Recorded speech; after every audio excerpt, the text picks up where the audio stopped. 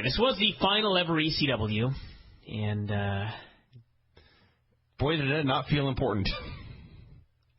This was I got pissed off at the show. This was the most missable, forgettable final episode of anything ever. And I don't know if I can go that far. There were things that I will remember, like, why the fuck did Christian drop the title on the last show? Why not? Well, I'll tell you why not. Because Christian carried this fucking show on his back for the last year. Carried it to what? Literally almost the only thing worth watching on this fucking show for a full year. Carried it to a show that was outdrawn by Impact. Doesn't matter, okay? Without Christian, think about how the show would have done. The only thing worth watching on this show for a year. And in the end, he lost the belt to Ezekiel Jackson. A big guy. At least the final ever ECW champion could have been Christian. Instead, it's Ezekiel Jackson. Okay? They should have just called the show Eastern Championship Wrestling for the last episode, so it really went full circle. From the ghetto to the ghetto. You should have brought Snuka back. Put him on there. Should have. He should have beat Ezekiel Jackson there at the end. Oh, my God. Open up with Miz and the Big Show against Goldust and Yoshitatsu for the Unified Tag Team titles. Big Show, Miz, Goldust, and Yoshitatsu, all on the last ever ECW. I was never like the biggest ECW fan. You know what I mean? I watched it. There was some stuff that was good. I watched the television. Sometimes I just felt like it was just badly overbooked. There were some great things about it, but I wasn't one of those fans that I just got so angry when WWE did certain things with ECW. I was never that passionate about it, really. I enjoyed it for what it was. Some stuff was really great. At first, Barely Legal, fucking awesome. But I'm not one of those people that just can't let it go. With that said, Goldust, Yoshitatsu, Big Show, and Miz on the final ever ECW. All right. Why did Tommy Dreamer leave when he did? Why didn't he just stick around through this last show? He couldn't bear it? I don't know. He wanted to get out. Anyway, this match was fine. It was not. I actually had very high hopes for it. Because so did I. Goldust in particular is awesome. Yoshi's been fine, and Miz and Show me for a fun team, but they didn't get very much time. They did not go through a commercial break. They did their entrances. They wrestled for perhaps 5 minutes, maybe 4. Goldust made a comeback. Then Show punched him in the stomach, and Miz hit his move and pinned him. Yeah. There was a point here where Big Show, for seriously, I think the first time ever, Big Show executed a headlock takeover. That should be his finisher, the side headlock. He's hardcore. Nobody could possibly escape that move, except maybe Kurt Angle if he put it on them. He's a 500-pound man on you. Yeah. Or Mark Henry, maybe. Said the NXT would feature superstars mentoring rookies. Throughout the show, they announced which superstars would mentor which rookies. Chris Jericho will be mentoring Wade Barrett, who they called a former bare-knuckle fighter, whatever the fuck that is. And he's that guy from England they signed that looks exactly like Batista. Exciting. They also announced that Matt Hardy would be mentoring Justin Gabriel, who is apparently not DJ Gabriel, and he is a, quote, dynamo of energy. So they paired him with Matt Hardy. Some of these pairings are amazing. I feel sorry for that guy. Done by blind draw, obviously. So time for Tiffany's farewell address. This is the only time on this show I actually got emotional. The very last promo by Tiffany as ECW GM. She'll be on SmackDown Friday. As ECW GM. As the person in charge of a show. She was talking about how she was in rare form saying NXT would have rookies who would mentor, 2 words, they'd serve as mentors to aggressive and opinionated rookies. Yes. 8 aggressive and opinionated rookies. So then Zach and Rosa walked in and she said, Zach, I'm in the middle of something. Yeah. So I wish she would have just said, what? What do you want, you fucker? What are you possibly in the middle of? So Rosa cut a promo on her. Zach wanted into the main event. She said no. He said it's Extreme Rules, so I'm just going to be there anyway. No one can stop me. Apparently it's true. No, it's not true. He was stopped by Tiffany. We'll get into that in a minute. Eve was stopped. Or Rosa. No, she sent them both to the back. She said, I told you, and then she made them go away, and they did. I guess so. So, our next pairing was MVP, Montavious Porter, whose gimmick and real-life history is that he served 9.5 years in the Florida prison for armed robbery. He is paired with Skip Sheffield, who is, and this is a quote, an old-fashioned Texas boy who has been Collie Hoss inside the ring. He loves to entertain with some kind of presence. He loves to entertain with an outgoing presence. Did Tiffany write these? I mean, seriously. She may have. She had to. They were all so horrible. She should have actually read these. That would have actually made the show worthwhile. That actually would have been great. Who loves to entertain with an outgoing presence. Abraham Washington segment. This was where I got really pissed. Okay, listen, everybody. If I hear one more person talk about how the Jerry Springer thing was the worst thing ever on Raw, I will literally punch you when I see you. This was so much worse than the Jerry Springer segment. I mean, someone actually said, Brian, you said that you could name 100 segments worse than the Jerry Springer one. Well, go for it. Okay, every fucking Abraham Washington show was worse than that Jerry Springer segment. This was horrible. Abraham Washington came out. He talked. Tony Atlas laughed. He said he was going to interview the biggest star in the company as the final guest on his show. It was himself. Shelton came out to save the day. They attempted to bury each other. Vance Archer came out next. Still employed. Got to be fucking kidding me. Next out was Kalen Croft and Trent Beretta. They dubbed this segment boring. Yes.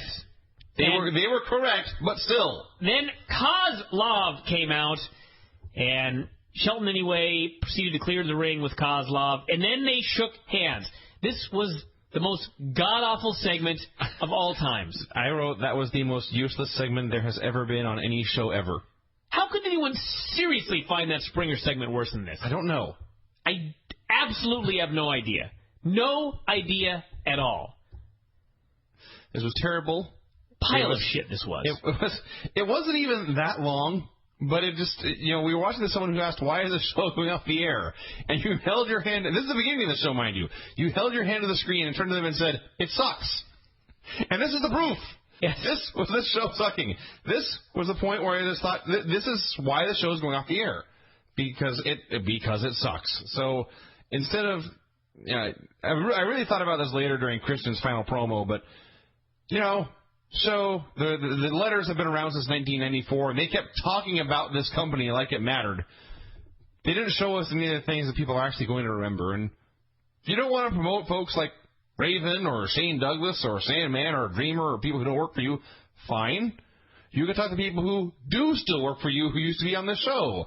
Well, you can say CM Punk got his start on the show. You can say John Morrison's a former ECW champion. You could say Evan Bourne got his start on the show. You could say Miz was on the show. But no, we got Abe Washington and Vance Archer and Trent Beretta and Kalen Croft. Fail! They said that Carlito would be mentoring Michael Tarver. Okay, stop right there. The first 3 words. Carlito will be mentoring. 4 words, excuse me. Carlito will be mentoring. That's funny. That is comedy. They said Tarver's dad was a sparring partner for Mike Tyson. That is a claim to fame. I like it. His ass was handed to him all the time. They claimed that this made him. This proved he had good athletic genes. What? I don't know. He has the genes of a bag. Of a man who gets beaten repeatedly. A bag. And they announced that The Miz. God bless The Miz, everybody. But The Miz will be mentoring Daniel Bryan.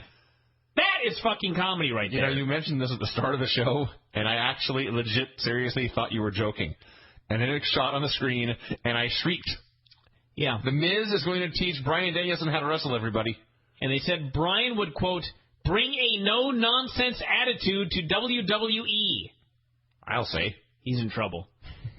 Then they announced that Christian would mentor Heath Slater, who was colorful with a larger-than-life attitude and a one-man rock band. This is my favorite description on the entire show. They said he was like a walking rock band without the instruments. That sounds like a shitty rock band. That sounds like a man. Just a guy. Punk will be mentoring Darren Young, who, and I quote, everyone, possessed immeasurable strength. Immeasurable. So there are not enough weights on the planet. He just kept lifting them, no matter what they put on the bar. Immeasurable strength. I can't wait for NXT. He possesses immeasurable strength. It cannot be measured. You can't put some weight on the bar? No, we discussed this already. No matter how much weight they put on there. You've got to put Jupiter on one side and Uranus on the other. I just wanted to put a Uranus joke in there. Holy Christ. Then we had Christian and Zeke in the final ECW title match of all time. They hit each other with shit. Oh, I forgot. First, Christian did a promo, put over ECW, talked about Tommy Dreamer, said, best of all, he was going to go out the final ECW champion of all time. And right then I thought, oh, God, he's losing the title. But I couldn't bring myself to think that. I thought, they just let him do his promo before the match, saying he's going out as the last champion, and he's just going to retain the title. Everybody goes home happy. I was fucking wrong. They had a match. It was all right. Zach came out. Christian beat him up. Rosa came out. She slapped Christian. They then cut to the ramp. Tiffany hit the ring. She ran exactly like she talks, completely mechanically, and putting every conceivable bit of effort into this task. You know what she looked like? She looked like Robert Patrick from Terminator 2, who was, in fact, playing a machine. No. You could have taken a box and rolled a metal box down the ramp, and it would have moved with more fluidity than Tiffany. Someone please get an animated GIF of this and put it on the website immediately. This was the funniest fucking thing I've ever seen. And you've seen me run. Yeah! Yes. You looked like... Carl Lewis? Well, I was going to say the guy that... Michael Tarver. The man his with dad. Great athletic genes. That's how you look like compared to this woman. So she ran down... I need to see her wrestling regularly now. Tiffany? Oh, yeah. After seeing her run... I want Tiffany on every show. I would pay so much money to see Tiffany and Hunter in a foot race. I would pay so much money to see that. So anyway, she ran down. She hit a spear that looked okay. Hulk Hogan runs better when he gets in the ring and does his job. And he can barely move. He's got two fake hips, two bad knees, and he's 100 years old. So anyway. She hit a spear that looked okay, and then she hit, I guess it was a face buster that looked beyond amateurish. She, grabbed Rosa's head, and Rosa threw her old head down, and it failed. And she rolled outside and said, and I quote, "I told you." That was she her said. Quote. And the announcers were, I forget what I should have written down what they said. I was more focused on what they did not say, which was, this is the last ECW show ever. They could say catfight. And then it hit me, they still have Joey Styles. He's still working for this company. They could have brought him back one more time. You'd think. You would think. So finally, the finish saw Regal hit the ring. Christian gave him the kill switch. As he got up, Zeke hit a Uranage through the table. 1, 2, 3. Utter bullshit. So the new and last ECW champion. And the show ended, everyone. The show did not end with the new ECW champion, the final one. Oh, no. It ended with them announcing that R-Truth will mentor David Otunga, whose claim to fame is he is married to Jennifer Hudson. Yes! There you go, everyone. So, yes, the last name... There's two funny things here. First of all, just the fact that the last name ever mentioned on ECW television was David Otunga. That's funny in and of itself. And then, two, they thought that was a good enough hook to get us to stick through the main event. Mm-hmm. They were saving that till the end. Do not watch this show, anybody. If you have this on your DVR and you haven't checked it out yet, don't bother.